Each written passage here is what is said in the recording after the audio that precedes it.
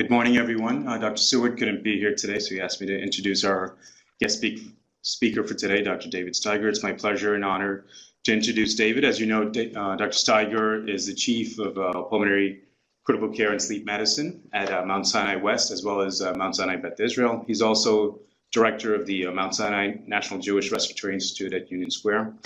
Dr. Steiger has had an illustrious career in pulmonary and critical care medicine.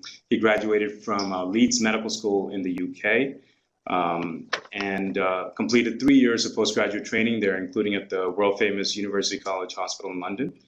After that, he came to New York and he trained at our very own St. Luke's Hospital, completing his residency and chief residency here. This was followed by a fellowship training in pulmonary and critical care medicine at UCSF, which has always been world-renowned for pulmonary critical care research. During this time, Dr. Steiger participated in basic science research, specifically on mechanisms responsible for mucus hypersecretion. Unbeknownst to me, he was co-author in some of the studies that I quote, some of the original studies on the utility of bronchoscopy and BAL in the diagnosis of PCP, or pneumocystis pneumonia. These are some of the original studies during the AIDS epidemic that came out of UCSF. Following his fellowship, Dr. Steiger came back to New York and was director of the ICU at the Hospital for Joint Diseases and was faculty at NYU Medical Center, where he was associate professor of medicine.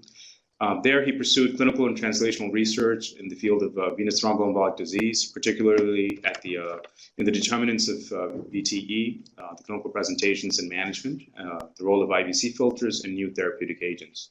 He has won the New York Magazine Best Doctor Award consecutively from 2004 to 2014. Additionally, he's won multiple Teacher of the Year awards at NYU. He joined the Mount Sinai Health System in 2015 as Division Chief of Pulmonary Critical Care at Mount Sinai Beth Israel. He continued his interest in pulmonary embolism, establishing the PE response team, or PERT, at Beth Israel, West, as well as St. Luke's now. He's regarded regionally and internationally as an authority on venous thromboembolic disease, having spoken internationally on this topic. So it is my pleasure to introduce his talk, Advances in the Management of Pulmonary Embolism from Early Discharge to Advanced Therapies.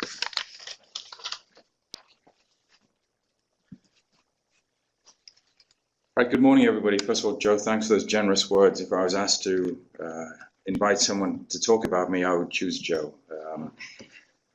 And I better not mess up now. So, and thank you for giving me the opportunity to share my enthusiasm, my interest in both clinical research and clinical arena impacting on pulmonary embolism management. And this is where we're going to go in the next about 30, 40 minutes, hopefully not too ambitious.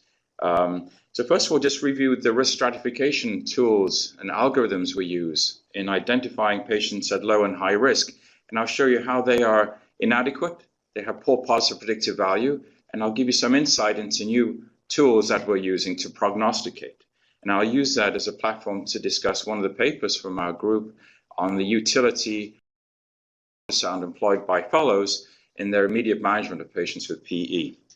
And the nucleus of my talk will be focusing on patients at, quote, intermediate risk, pulmonary emboli, and I'll be emphasizing why that's an important group to look at, particularly because there are many controversies on how these patients should be optimally managed. And I'll be focusing on the role of DOACs and how the use of DOACs may facilitate early discharge, even those at intermediate risk. And that's a new frontier in pulmonary embolism management. And then we'll examine the controversies and the role of CDT and use that as a catalyst to talk about PERT and our successful establishment here with people like Joe and Ideal and Janet uptown. And it's been quite successful. Although you could ask, what do you mean by success? So I'll be looking at outcomes in PERT and see what the literature shows and what our experience is. And every pulmonary talk should somehow bring in ECMO in one way or another, if not gene therapy. And ECMO represents the latest, old, new method of perhaps resuscitating those patients who are near death or have died and may be salvaged by this extraordinary new old treatment. We always start off with epidemiology, and I don't apologize because it's just to emphasize the scale of the problem we're dealing with. You know, you've listened to Joe's introduction. I've been doing this for some time. We have better tools now. We have better methods of management, but it still remains a problem, and there's still controversies. So number one, at least 900,000 patients diagnosed in the US annually. And that's probably an underestimate because there's a lot of patients who die, and with our notoriously low autopsy rate, we're probably underestimating it. Approximately 300,000 deaths a year. It's the third leading cause of cardiovascular death in the United States. Perhaps 5 to 10% of all hospital deaths can be directly or indirectly attributable to pulmonary embolism. And the key thing here is something I'll emphasize throughout the next 30, 40 minutes. Timely intervention, even if it means empirical initiation of therapeutic anticoagulation for presumed PE, is the way to go. PE incidence is increasing worldwide, particularly amongst the elderly. In studies from West Europe and North America, the incidence is about 75 to 250 cases per 100,000. But in subjects 70 years or older, and I'm sure you see this, there's an increasing incidence of pulmonary emboli. And as our societies, particularly in the developed world, become increasingly aged, we're going to be seeing more pulmonary emboli. And this sort of graph represents that from age 20 to age 80, there's an exponential increase in the annual incidence of VTE. Another way of looking at this is that it is highly unusual for patients to succumb to or suffer a PE if you're young, unless you have a thrombophilic disorder. But from age 20 to age 80, there's a 200-fold increase in the incidence of VTE. Let's go with some basic principles as a platform to discuss management of patients' advanced therapies. So you suspect a patient has a pulmonary embolism, and the residents and fellows know that we define a probability, a pretest probability, on whether the patient is a low or intermediate or high, or low or high risk of pulmonary embolism. And then for those at low or intermediate risk, we add a D-dimer. D-dimer is a notoriously non-specific test. But if the D-dimer is positive, you're obligated to do a CT angiogram, even though your pretest probability may not be high. However, if your D-dimer is normal and your low or intermediate pretest probability, then you do not have to proceed with any further treatment. The negative predictive value for a PE is about 98%. Let's look on the other side. If you have a high pretest probability, you're obligated to work the patient up for a PE, independent of that. Sebastian, by the way, is our youngest member of the audience, and I'll be asking him for a question at the end if he has one. For those at high pretest probability, you're obligated to do a CT angiogram, and if it's positive, and there's a whole literature on overdiagnosis of PE, then we will treat the patient. And if it's a negative and it's a good study, we perhaps can end it there, but that's for another time. So what are the prediction tools we use to risk stratify patients who've been diagnosed with a PE? I'll start off with these two right now, and I'll introduce 4 new ideas about refining our risk prediction. And the first one, I'm going to talk about the PESI score and the European Society of Cardiology scores. And these enable us to risk stratify patients and predict outcome, and that tailors management. So the PESI score, and the beauty of it is, and it's been validated, and this is a study in 2005, the beauty of it is it incorporates clinical, demographic, material, and vital signs. It does not require any imaging studies or biomarkers. And the rule of thumb is the higher the number of points, the greater risk of mortality. The best way of using this tool is those patients who are in class 1 or 2. They have the lowest risk of mortality from 0.16 to 3.5%. And if you look at the constituents of the scores, the points are greater the more advanced age, if you have cancer, cardiopulmonary disease, or altered mental state. And the change in mental state is probably an expression of low cardiac output. And the second and equally important risk prediction tool is with that defined by the European Society of Cardiology and the European Respiratory Society. And let's just talk about it, because we're going to use that as a template to discuss for about 10, 15 minutes those who are, quote, at intermediate risk. Low risk patients are those whose PESI score is 1 to 2, they're not in shock, and their RB looks good. Let's look at the intermediate risk. These are patients who have an elevated PESI score and either have elevated biomarkers or RB enlargement on echo or CT, and that's intermediate low, or you are intermediate high, if not only your PESI score is elevated, but you have both elevated biomarkers and abnormal RV function based on CT or echo. High-risk patients represent less than 5% of the PE patients we see, but associated with a high mortality. These are patients who are in shock and have a high PESI score. Okay, so much for definitions. Let's look at our algorithm. So we have a patient in whom we have diagnosed a pulmonary embolism, and if they're not in shock, and we'll talk about this near the end when we talk about ECMO and embolectomy and thrombolytics. If a patient has a low PESI score, they are defined as low risk, and these are the patients we are sending home early. I'll talk a little about that. I'll be focusing again on these patients intermediate risk. They had an elevated PESI score. They may be intermediate low or intermediate high based on definitions I've just shared with you. And we have a lot of choices in terms of our management. Let's look at mortality in those different subgroups. So whereas the overall mortality on a recent study from the Framingham is about 13% for all comers, let's do some subgroup analysis. For those patients in shock, mortality rate is at least 30% and can be as high as 60-70% if you've had a cardiac arrest from a PE. Intermediate risk is important because, and you'll hear this frequently in the next few minutes, it represents about 1/4 to 1/2 of the patients we see. They have RV dysfunction, and mortality is from 2 to 17%. It can be even higher. Low-risk patients represent at least 2/3 of the patients we see. They have a low mortality rate, 1 to 3%, and many of these patients we can direct to early discharge within 24 hours. So let's just review the evidence supporting using surrogates of RV function to define those who are at worse outcome. First of all, our RV enlargement. This is a study based on echo data from the ICOPE study of 2,500 patients. Approximately 50% of them, more than that, had an echo within 24 hours. And if you had RV hypokinesis, your mortality rate is greater than if you do not, which is shown in this Kaplan-Meier. These are PE patients with normal RV function and those without.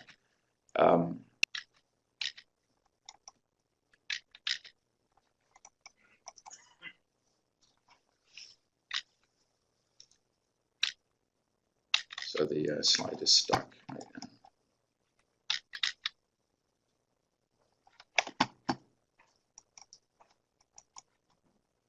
Got a second? They updated the computer to Windows 10. We have nothing but problems now. Should have kept Windows 7. All right. Let's see if we can fix it. Hold on. Did you save your presentation to the desktop? Yeah. Okay, you did. What do you do? I had escape. So Okay. I went back. Okay. All right. Try it again. Press that button. That happens. Just press it. Okay, great. Sorry about that.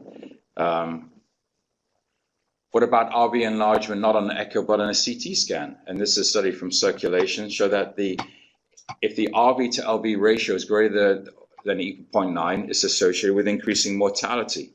And you've seen radiologists pour over the CAT scans and fellows and attendings where we measure from the RV to LV diameter ratios, and this is associated, this is greater than 1.9, associated with worse outcome. And finally, a meta-analysis, a forest plot, and this is just a graphical representation of way of representing a meta-analysis, and whether it's not a BNP or a cardiac troponin, if it's elevated, it's associated with worse outcome.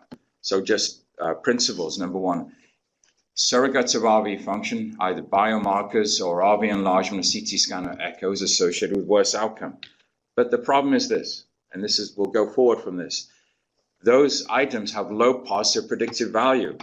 A big RV in a CT angiogram has a positive predictive value of predicting mortality in PE about 8%.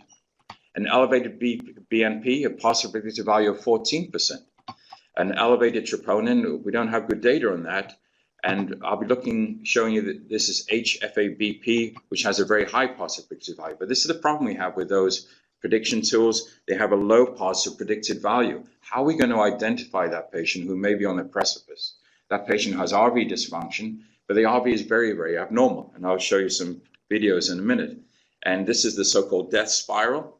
And people wake up when I mention death spiral. And this is a death spiral pertaining to somebody who's crashing with RV dysfunction. And this is the pathophysiological derangements that we see in patients who are dying from RV failure. Pulmonary embolism occurs.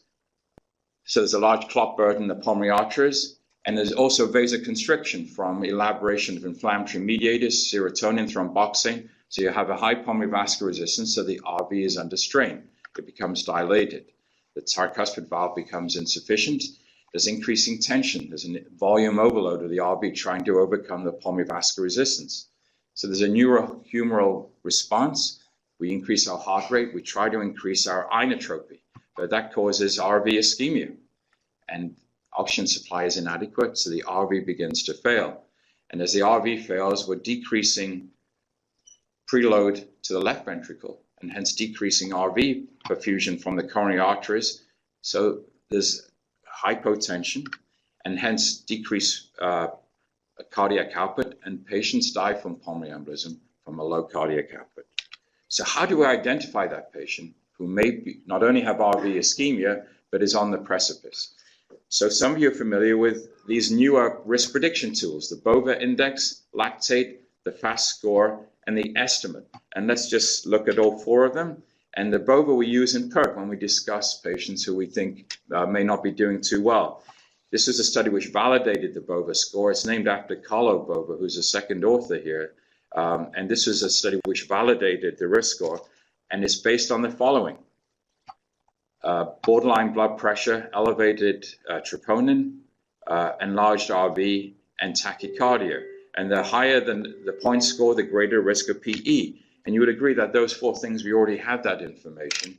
And so look at the outcome. So the higher risk stage you're in, the worse outcome. 10% PE-related mortality if you're in the highest score. So this is a study which validated. And this is a way of using it. Whereas PESI helps to identify low-risk patients, the BOVA identifies patients at increased risk. Plasma lactate. So we use lactate in patients in septic shock, cardiogenic shock. It's a marker of global ischemia, and it's associated with worse outcome. What about in the QPE patient? This is another tool we use in our PERT algorithm. This is a study of about 500 patients where an abnormal lactate is defined as greater than 2, and the outcomes are mortality or hemodynamic collapse. And here you clearly see that the higher the lactate, the worse outcome, which is death or shock. And furthermore, if you have RV dysfunction based on echo or CT, so we can define that, the troponin is elevated, and then if you throw in an elevated lactate, the outcome is much worse. So you can use a lactate to predict worse outcome. And third of four, this is the so-called FAST score, and it includes this biomarker. So we have troponin, BNP. FABP is something we'll be using. It's called heart-specific fatty acid binding protein. It's just a marker of early ischemia in the heart, cardiac ischemia. So if that's elevated, you've had syncope, and we all know that syncope can identify a patient increased risk of PE and tachycardia. Look at this positive predictive value. So it's 22%. If you add those three together compared to the ESC score I've shown you or the PESI score. So a lot more reliable. And fourth and finally, this is a study from our best respiratory journal, and it's derived from 2 patient populations, and it's a multi-marker prognostic model. So whereas elevated troponin, BNP, a concurrent DVT, and an elevated PESI score, you know are independently associated with worse outcome. You add them all together, if you have a patient who has all those 4 abnormalities, the positive predictive value can be from 21 to 25%. So this is just for a few minutes. I've shown you the new risk prediction tools that we should be using and integrating, and indeed what we do use in PERT. So a patient with RV dysfunction is associated with worse outcome. How can we quickly identify and precisely identify that vulnerable patient with RV dysfunction? And this is a study from Dr. Philippe and Dr. Patriwala from our group here, where they looked at the accuracy of fellows and critical care attendings performing point-of-care ultrasound in patients with acute PE. We rely on a formal echo, but sometimes, although we're much better now, we cannot get an echo immediately. So how accurate is our fellows assessment of goal-directed echo, which has been, and goal-directed ultrasound is now an important part of our fellowship program, where our colleagues, many in the audience, Keith and Joe and Nadil here, who are training our fellows to be experts at the use of point-of-care ultrasound and goal-directed echo. So how good is it? And so the study aim was to look at the feasibility and accuracy of fellows performing goal-directed therapy. It's a single center, it's a retrospective view, and the gold standard here is the official echo, which we will get soon after, hopefully soon after. And the fellow looks at 5 different views of the RV, and here are some nice videos here. So this shows you a normal RV and LV. The RV on the from parasentinel short axis view is crescentic shaped, and here thin walls compared to the LV, which is working quite nicely, or walls contracting, very muscularized. This is normal. And remember, in proportion, the RV should be 60% or less of the size compared to the LV. As patients get increasing RV function, we see changes. And here we see a natural history of somebody who's succumbing to a significant pulmonary embolism. On the left, the RV to LV ratio, apical 4-chamber view, is a beautiful study here. We see that the ratio is in the normal, 60% or less.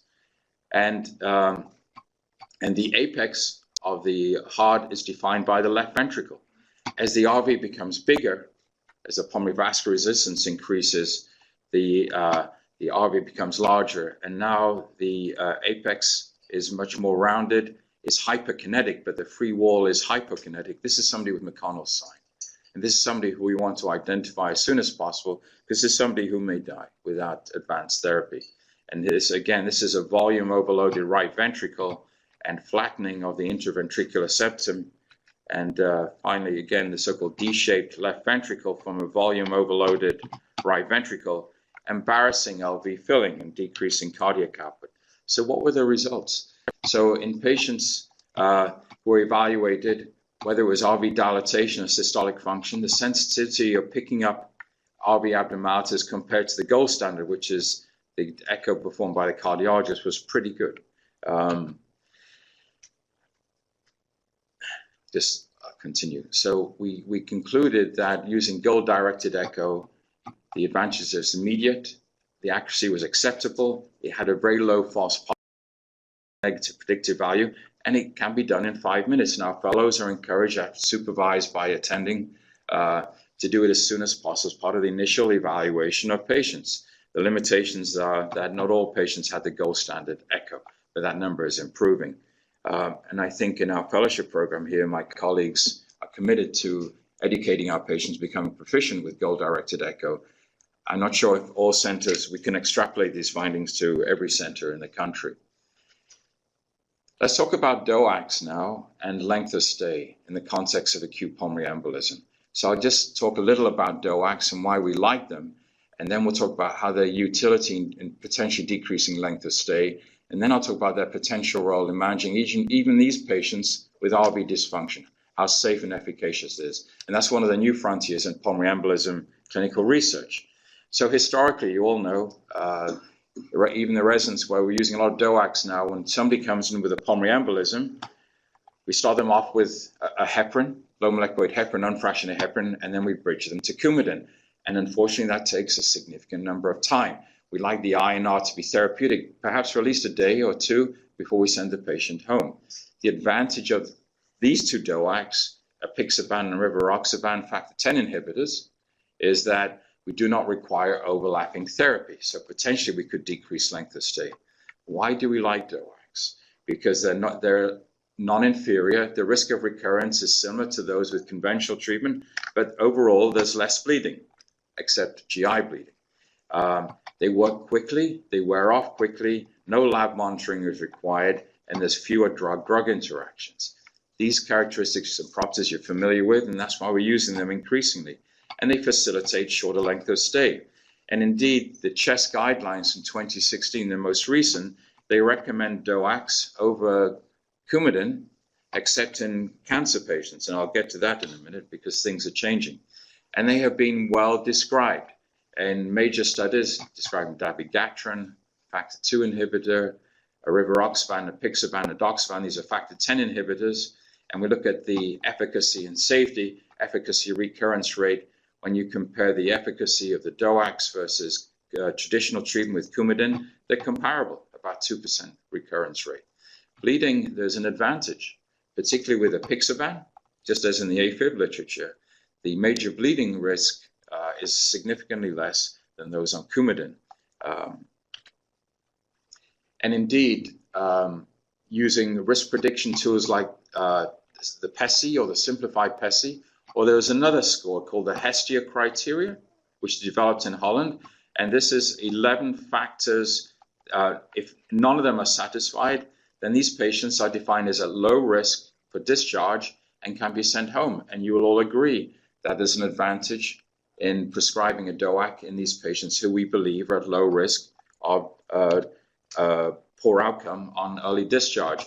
This is a meta-analysis from 2013, where they use different ways of risk predicting the patient's risk of dying, and whether or not they used a low BNP, a low PESI score, some studies on Gestalt actually, just 2013, or Hestia criteria.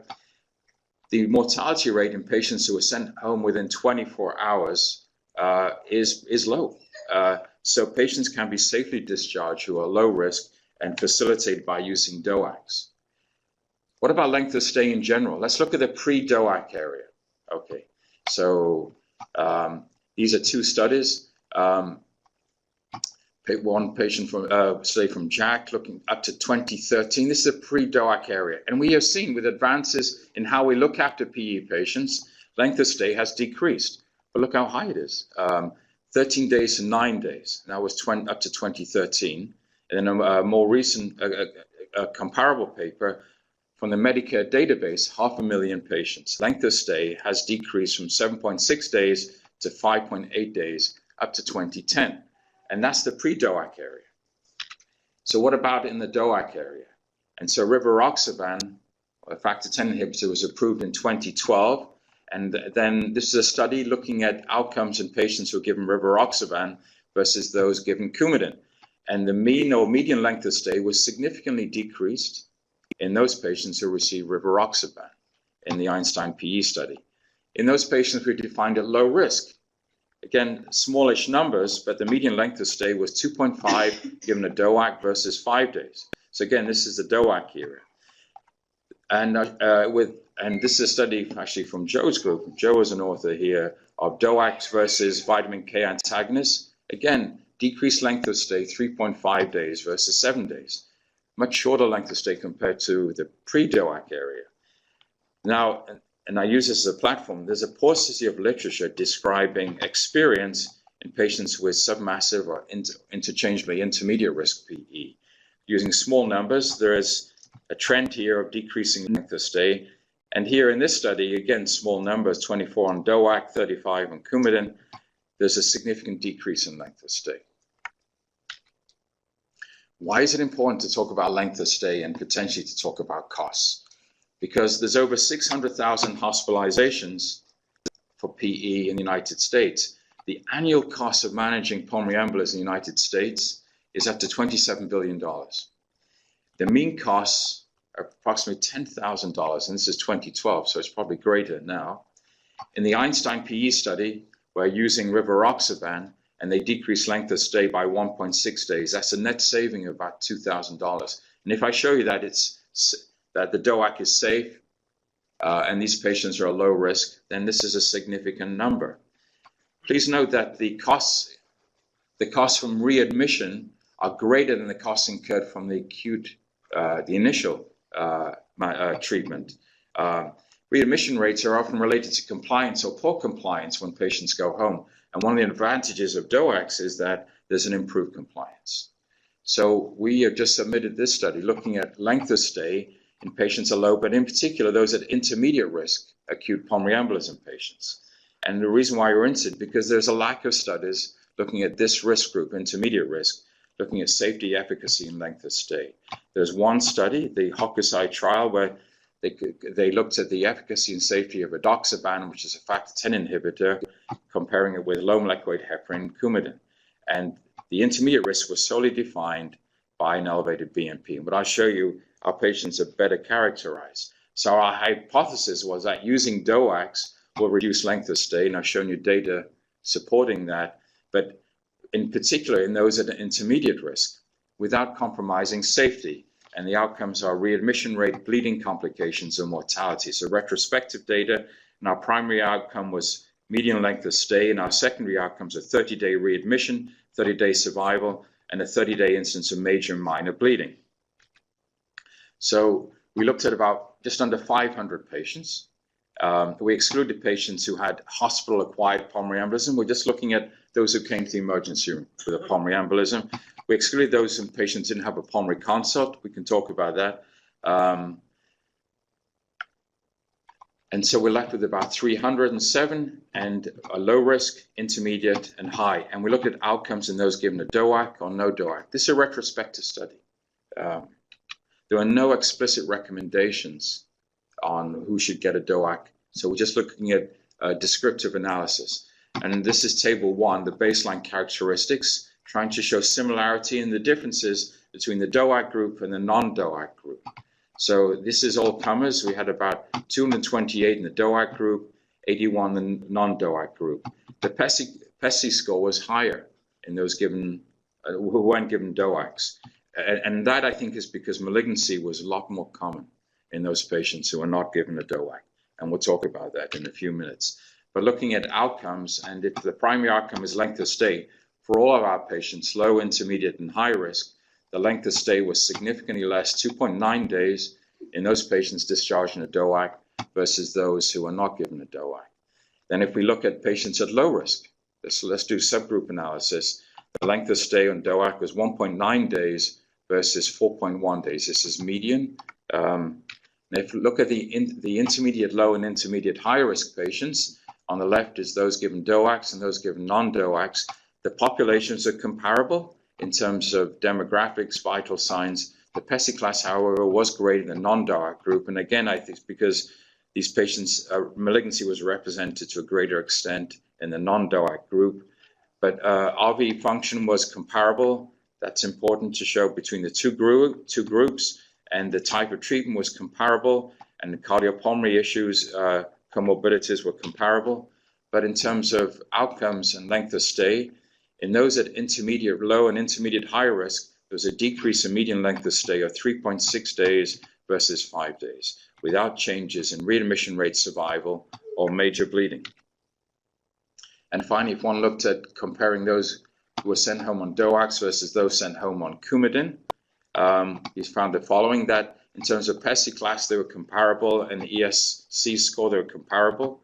The troponins were slightly higher in those who were given Coumadin. Otherwise, the patients were well matched, and length of stay in those given DOACs versus those sent home on Coumadin was significantly less. We may be identifying in the Coumadin group those patients who are sicker, were in hospital longer, but certainly those with a significant reduction in length of stay in those who could be sent home safely with a DOAC without changes in readmission, survival, or bleeding. So we concluded of 300 patients, there was a significant reduction in median length of stay if we gave a DOAC compared to non-DOAC. And in those at intermediate risk, a shorter length of stay by 1.4 days. In those given Coumadin, the reduction was greater, 5.7 days, without statistical difference in safety outcomes, readmission, or bleeding. And it's the lowest cohort to date described at intermediate risk. It's a single-site study, and that's one of the limitations.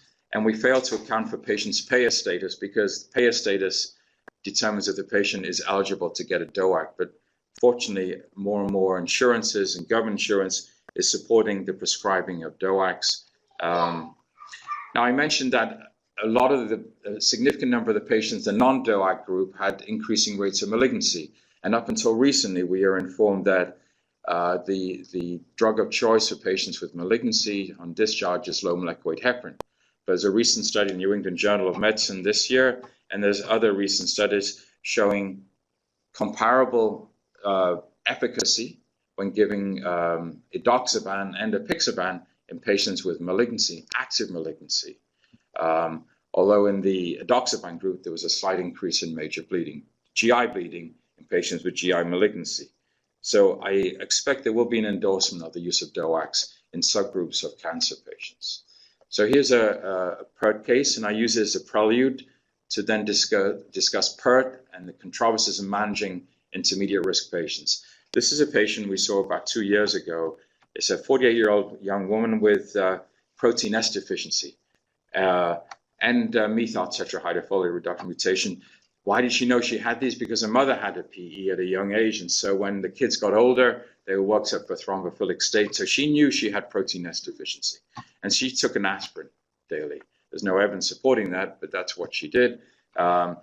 She had taken a flight from San Diego 2 weeks ago and then had a flu-like illness and stayed in bed for a few days. She's a non-smoker and had been in good health. And initially, she was hemodynamically stable, no tachycardia. She was not hypoxic. She looked well, and her exam was benign. Her labs came back. So this is represents somebody with good cardiopulmonary reserve who appears well on presentation. Her biomarkers, surrogates of RV dysfunction, were elevated. And a CT scan I showed a central PE with a big RV, I'll show you that, and the echo was abnormal, and I'll show you that. And then she began to deteriorate. She developed a tachycardia, her blood pressure began to fall, and the PERT was called, it's not working, but it showed a big RV. And here you have a central saddle embolism in the right main, a left pulmonary embolism, and a lower cut. You will agree that the RV looks significantly greater than the LV. So since this patient's hemodynamically stable, but borderline, but has RV dysfunction, they're at intermediate risk. I've shown you that the mortality rate is from 2 to 20%. How should this patient be managed? Should we just give the usual low molecular weight heparin, send home on the DOAC or Coumadin? Should we be giving thrombolytics? Should we be using catheter-directed thrombolysis? Should we be talking to the surgeons about embolectomy or ECMO? There's data supporting of all those things. And I'll show you, and you probably know, that many of these options are not valid right now. And this is the reason why we have a PE response team, because there's a lack of evidence supporting these different treatment modalities. But what is the evidence? What about thrombolytics? This is a meta-analysis from JAMA from 2014, and where they analyzed the 16 studies describing their experience with using thrombolytics. And for all-cause mortality or meta-analysis, if you give a thrombolytic to somebody with a PE, there is a mortality benefit, but at the cost of increasing risk of major bleeding, 9%, and intracranial hemorrhage or meta-analysis, about 1.5%. And on subgroup analysis, our bleeding risk is greater in those age over 65. If, however, you look at the patient like our patient, who's at intermediate risk, again, on meta-analysis, there's a mortality benefit from giving thrombolytics. Do we give thrombolytics for those patients with RV dysfunction? We don't, and largely, here we go, again.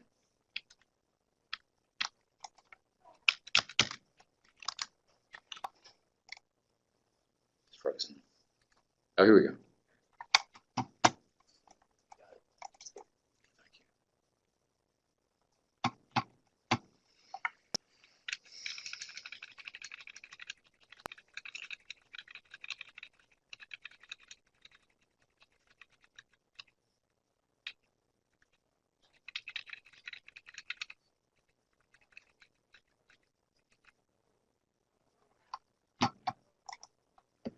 And the reason why we don't give thrombolytics to those patients like this patient I just described with RV dysfunction with borderline blood pressure is because of this landmark study, the PETO study from 2014.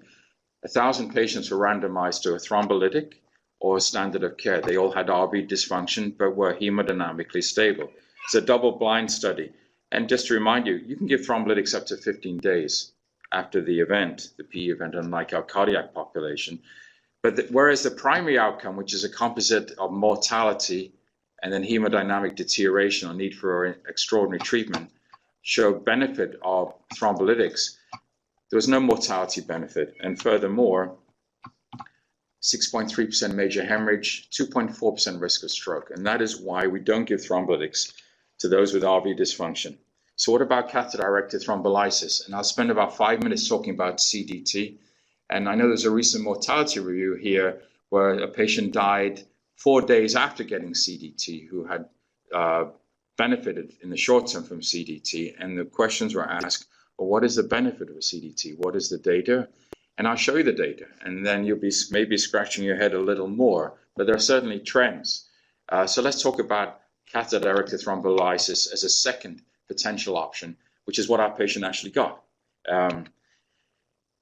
Why would we consider catheter-directed thrombolysis? It's an alternative to systemic thrombolysis, but we're using a lower dose, and it's less invasive than surgical embolectomy. There is literature on doing embolectomy on patients who are normotensive with a big PE, where thrombolysis is contraindicated. And according to CHEST, it's indicated if systemic thrombolysis fails or is contraindicated. And this is an older review looking at 86% survival in those with massive PE. So let's look at the intermediate risk PE patients. The advantage is we're using low doses. Instead of the 100 milligrams we give of TPA for acute PE, we're using fractions, 1 to 2 milligrams over 18 to 24 hours. The PE has to be central, proximal, and with a clot breaking down, the pulmonary vascular resistance will reduce, the RV will improve, and hence cardiac output improves. But there's risks of perforation, tamponade, and bleeding. I have to say our experience here is very favorable. And I think it's because our IR attendings are highly skilled. And this is pre and post. This is somebody with an angiogram who's having catheter-directed thrombolysis, and here you see significant oligemia of the right lung and filling defects here and here. And this is within a few hours of low-dose thrombolysis, where you begin to see reperfusion of the right lung. One of the methods of giving CDT, which we don't use, is ultrasound-assisted therapy. This box generates ultrasound energy at a specific frequency. And here, if you can see, this is a catheter in the right main, this is a catheter in the left main, and you may discern these little boxes here, and they're emitting ultrasound. The idea is that the ultrasound energy we all like ultrasound energy, it's cool, right? It may help fragment the clot, and then you infuse thrombolytics. And the reason why it is of use is, and this is the first study from 2014, in those patients who had an increased RV to LV ratio at baseline with their RV dysfunction, at 24 hours, those who were given ultrasound-assisted CDT, there was a significant reduction in the RV to LV ratio, and at 18 hours, the PA pressure went down from 52 to 39. So that was a prelude to a larger study, again, using this device, ultrasound-assisted thrombolysis. Again, unfortunately, like most of the literature, it's a single-arm study, 150 patients, and the outcomes were, and note that 20%, 1/5 had a massive PE, but again, the RV to LV diameter ratio reduced at 48 hours, and the mean systolic pressure fell as well. And 2.7% mortality and 10% major bleeding. And then finally, the last study, the so-called PERFECT study, which used both ultrasound-assisted and conventional CDT, which is what we use here, looking at outcomes in about 28 patients who had a massive PE and 73 who had a submassive PE using CDT. The overall mortality was 1%, and major bleeding was 0%. And PA pressures fell significantly, whether it was ultrasound-assisted or standard CDT. And looking at those three studies together, we see that PA pressures, mean PA pressures fall when using CDT.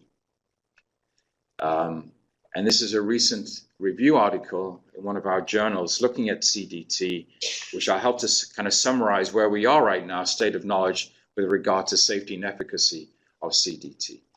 And again, we're talking about our intermediate risk patients because they're at least 40% of all the PE we see, and their mortality rate can be up to 17%. And 5 to 6% of these patients will deteriorate and go into shock. And about 3% will develop chronic thromboembolic pulmonary hypertension. So there are about 12 studies describing CDT in the literature so far, and 2 of these are meta-analyses, and only 2 of them are double-arm studies comparing conventional treatment versus CDT. But I'll try to summarize. Number 1, reduction RV-LV ratio. So whereas at 30 days, whereas at 1 or 2 days, there's an improvement in RV to LV ratio, I'm showing that data. At 30 or 90 days, there's no difference. So you could be asking me then, what's the point? Well, the point maybe is that those patients who deteriorate are those who do not develop advantages from a significant reduction in the RV to LV. Pulmonary vascular resistance is still high. We don't know whether CDT will reduce the the development of chronic thromboembolic pulmonary hypertension. What about mortality rate? There was no, in the only 2 randomized studies of conventional anticoagulation versus CDT, there was no difference in mortality. So again, you may be asking them, why were you using CDT? And in those 2 large studies I showed you, the mortality rate, which included both patients with major PE and submassive PE, was 2.7 to 4.1%. What about risk of bleeding? With full dose thrombolytics, these are 3 studies, about 2 to 3% major bleeding. With CDT, there's quite a range from 0% to 10%. Many of these studies are not powered as compared to these studies here.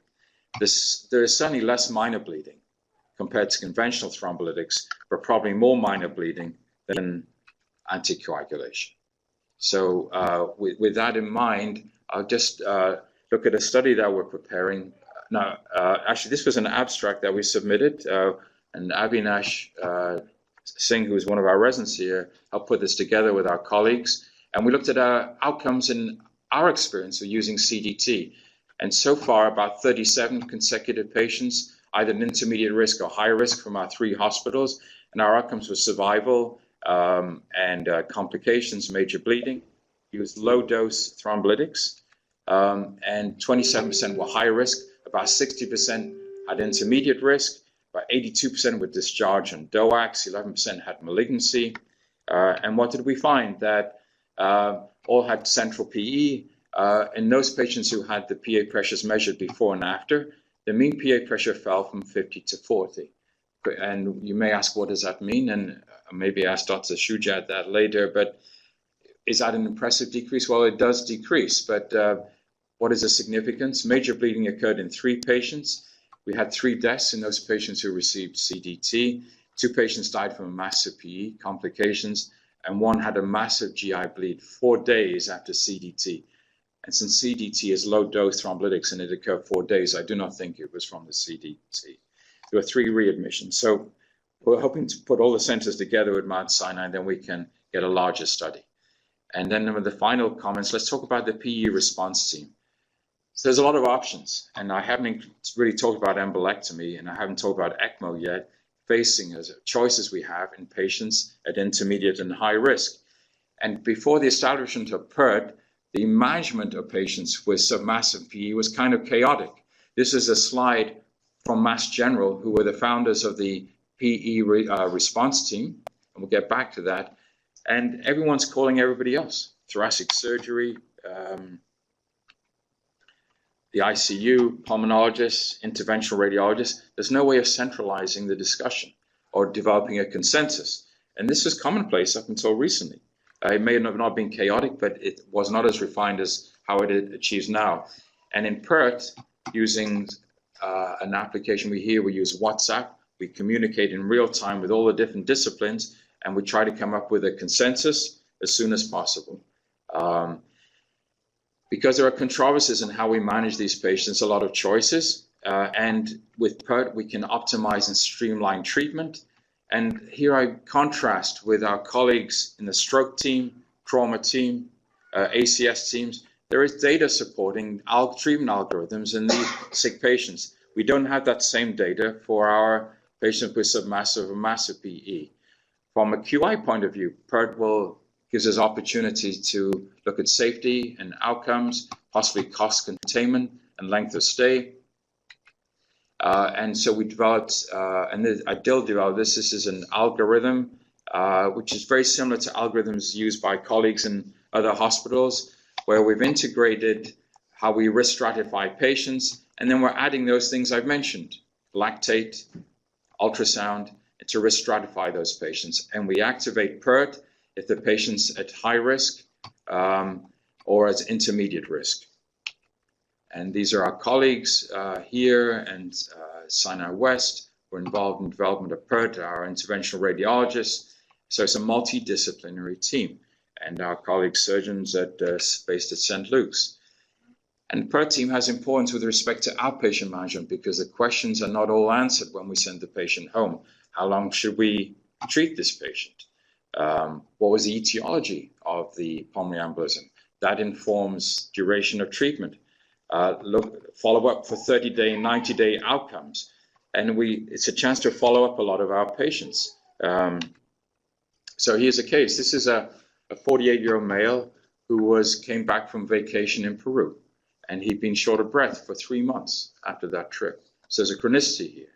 And again, as just the prior case, patient seems to look well. Hemodynamically stable, not tachycardic, decent O2 sat, biomarkers not elevated. But he told us about the long plane journey, and he had some atypical chest pain. His D-dimer was elevated. He had a CT angiogram, which showed a saddle embolism. The RV looked large, and the bedside echo showed he had significant pulmonary hypertension. And more importantly, he had a right atrial thrombus. And those of you know that the presence of intracardiac clot, right atrium or right ventricle, confers a worse prognosis. I think it's an expression of large clot burden. And in addition, this patient had bilateral DVT, so which I have shown you in terms of risk stratification. He's at increased risk. And here, apical fourth chamber, this is at the, can you see this? This is a right atrial into right ventricle clot about to embolize. And indeed, he also had a PFO on his echo. And this is the saddle embolism. And this was shot by a local fellow 2 years ago. And this is the from a TEE. And we see the clot going from the right atrium to right ventricle. And this is the clot that was removed in the OR. And let's look at outcomes. So look at some quality indicators. So PERT was activated at 4:30. Decision was made to take him to the OR to have both a embolectomy to closure of the PFO, because that clot in the right atrium, right ventricle could then go to the PFO with the high PA pressures and cause a right to left shunt and cause a catastrophic stroke. A filter was put in because of his bilateral DVTs, and he was sent home within 7 days. He actually was readmitted, but with gout. And I saw him in clinic, and he looked great. And everyone did really wonderfully. And so this is a study from Mass General. Just looking back at their first 400 PERT activations, I just want to share their experience with you and looking at trends. So what they first of all found is that with increasing time of the use of PERT, that PERT activation is being called more frequently, about 16% every 6 months, which is not a surprise. And who calls PERT mostly? I think it mirrors our experience. It's mainly from the emergency room, and then the medical floors, or the intensive care unit. And in terms of outcomes, 7-day and 30-day, worse outcome in those with a massive PE, but for reasons I don't quite understand, those at, quote, lowest risk had a not insignificant mortality rate. So that's Mass General. So many of you may ask, I've shown you data on how we can use PERT. It's a multidisciplinary team, but does it work?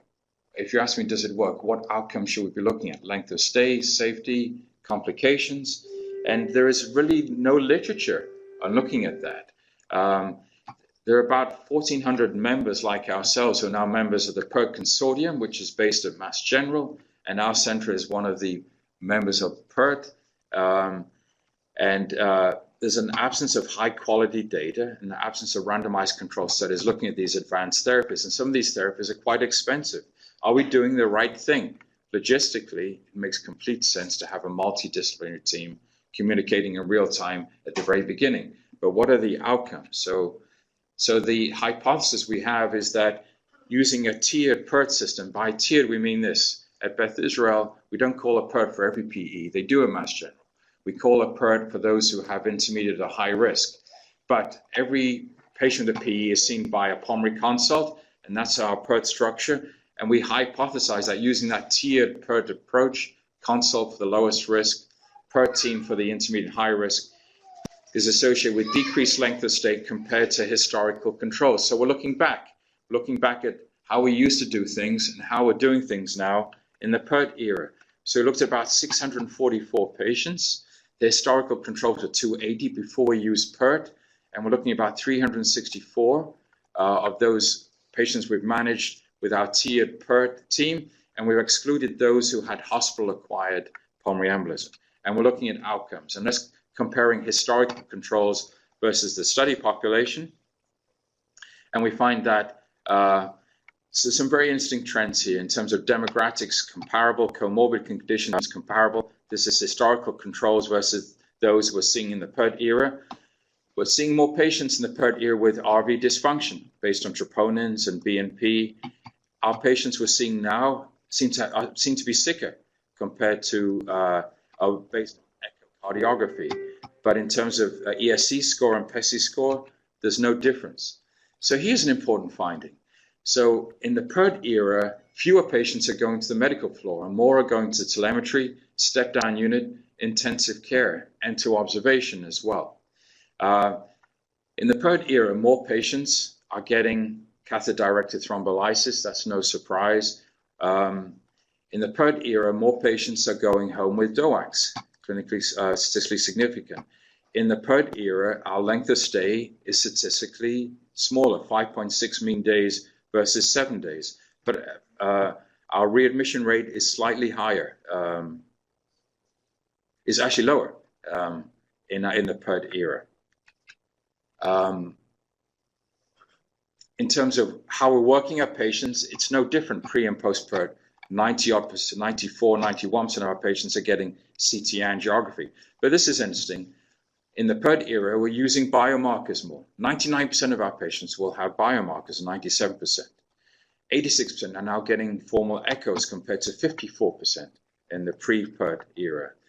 75% are getting ultrasound of the lower extremities compared to 45% in the pre-PERT era. And equally importantly, 75% of these patients are being followed up in our patients compared to 11% in the pre-PERT area. So I think when one looks at that data, based on the utility of echoes, BMPs, biomarkers, length of stay, it's very interesting.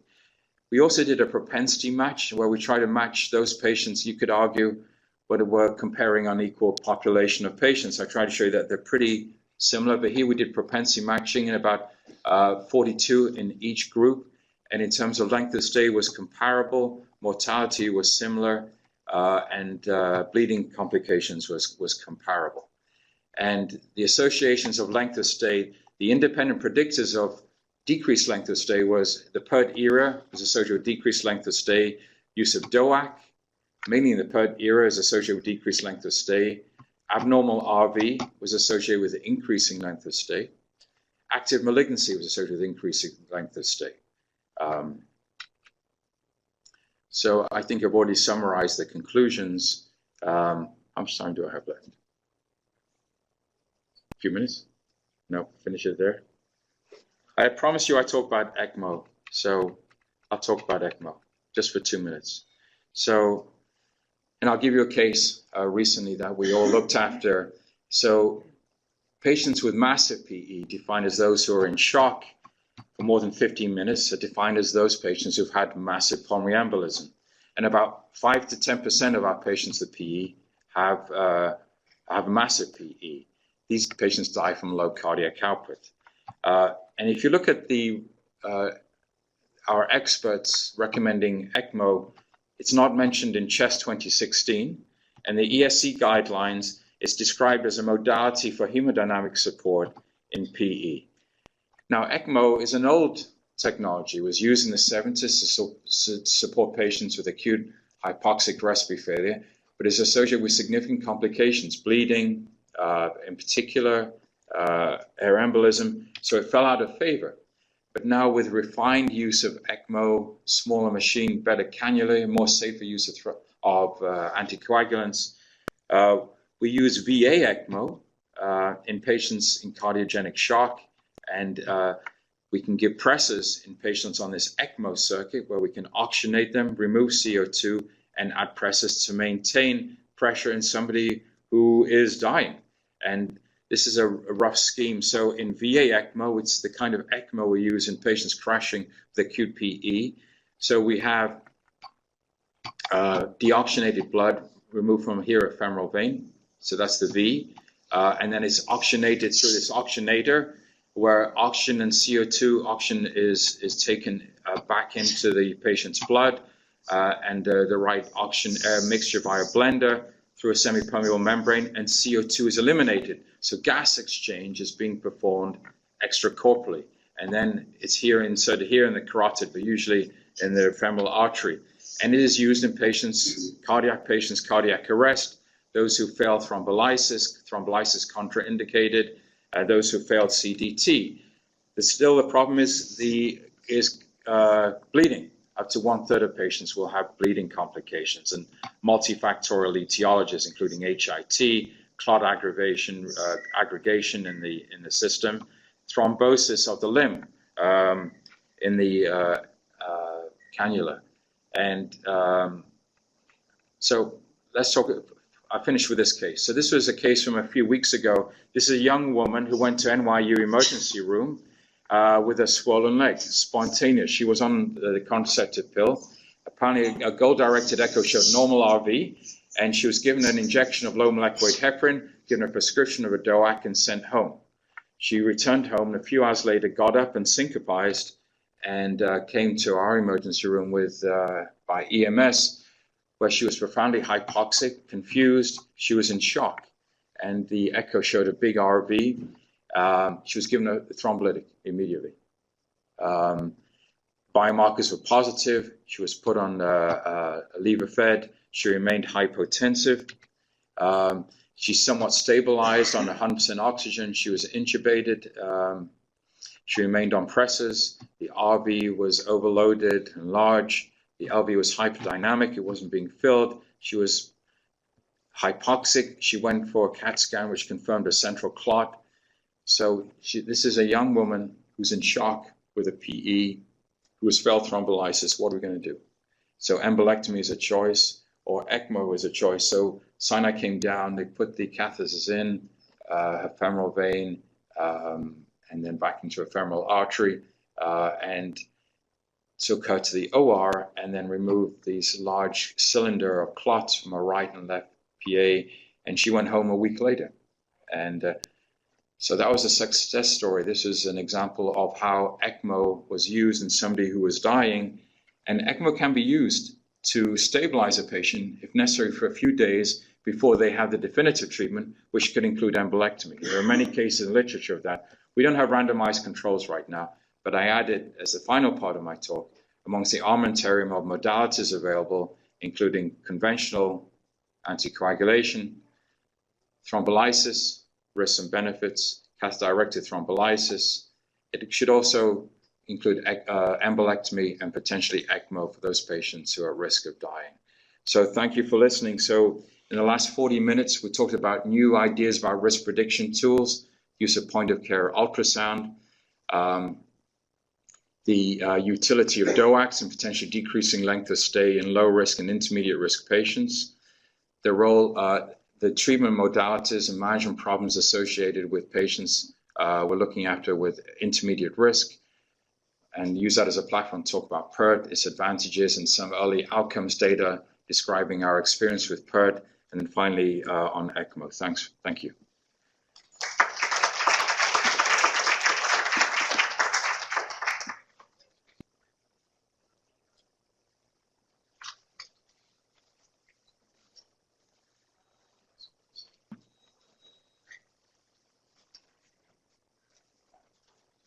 David, thanks for a fantastic talk. I have a ton of questions, but I'll ask some of them personally. But you talked about decreased length of stay with the DOACs, specifically the population with pregnancy. What about the morbidly obese population? Because that's another population where we're a little reluctant to give DOACs. Yeah, so it's a good question, Joe, and I have no data on that, actually, but these are patients I've been giving Coumadin. Is that what you do as well?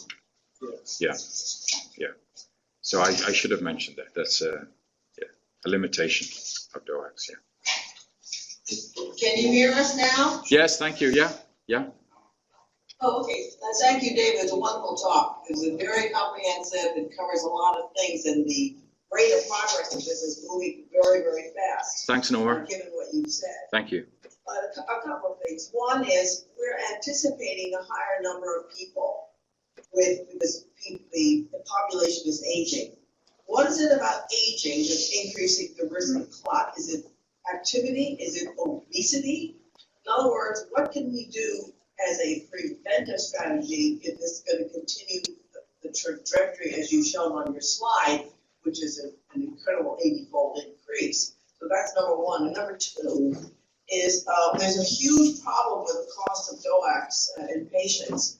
A 3-month supply of Pixaban is over $1,000 with a prescription plan. The copay is over $300.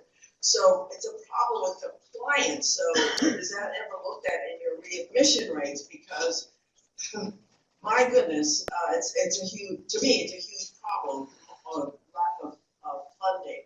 And then the last question I have is how long you keep these people on this stuff, because they don't get younger, so the age factor continues.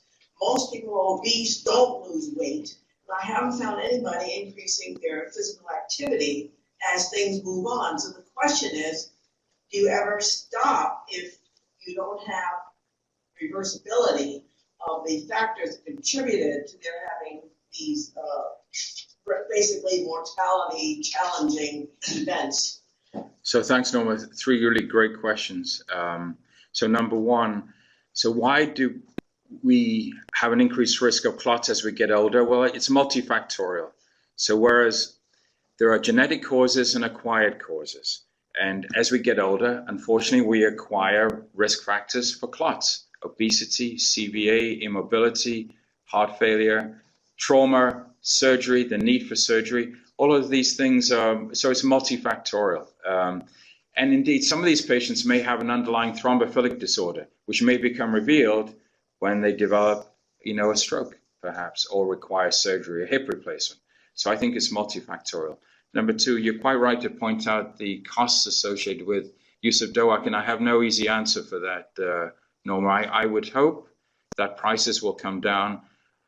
I should not be political and talk about single payer system, but potentially, if we had universal health care, I imagine drugs would be cheaper. We pay more for drugs in this country than any other country in the world, and that's not controversial. We all know that.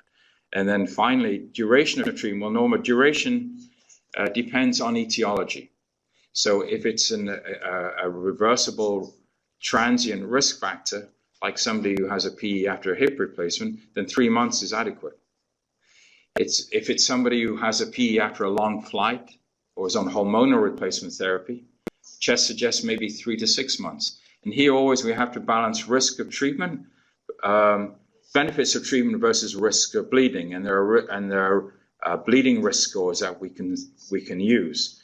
For those patients who have spontaneous idiopathic PEs, some of which we never find out the cause, and they don't have occult malignancy, then again we have to, after 6 to 12 months, we have to balance risks versus benefits of continued anticoagulation. We have options, Norma. We can use reduced doses of DOACs, and that's been shown for extended treatment to be safe and effective. So reducing the dose by 50% of the DOACs. And then there's literature, two articles on aspirin for secondary prophylaxis after your prerequisite 6 to 12 months of DOACs or Coumadin. One low-dose aspirin alone has been shown, compared to placebo, admittedly, to be a benefit. Thank you.